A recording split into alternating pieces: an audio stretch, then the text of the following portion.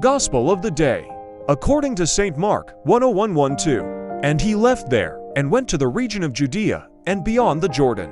And crowds gathered to him again and again, as his custom was, he taught them. And Pharisees came up, and in order to test him asked, "Is it lawful for a man to divorce his wife?" He answered them, "What did Moses command you?"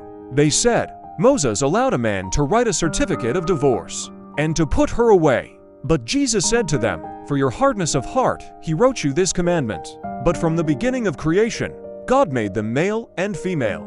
For this reason a man shall leave his father and mother, and be joined to his wife, and the two shall become one flesh. So they are no longer two, but one flesh. What therefore God has joined together, let not man put asunder." And in the house the disciples asked him again about this matter. And he said to them, "Whoever divorces his wife and marries another, commits adultery against her. And if she divorces her husband and marries another, she commits adultery."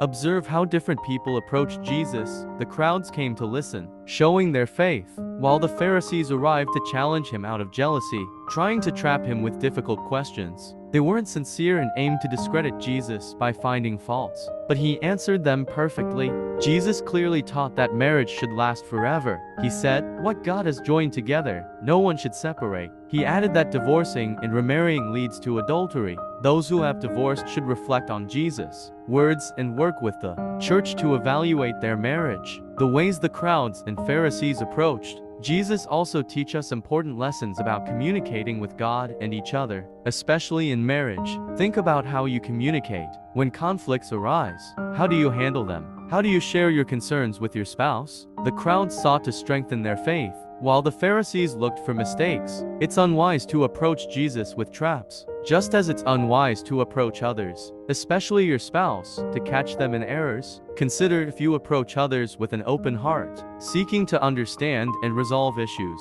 or if you intend to criticize and find faults. Many conflicts, especially between spouses, could be resolved if conversations aim to understand rather than blame. This requires humility and openness, which can be challenging for many. Today, reflect on any strained relationships you have. Determine if your communication style is more like the crowds or the Pharisees. Commit to seeking open and honest dialogue, and you will find true resolution, peace, and unity.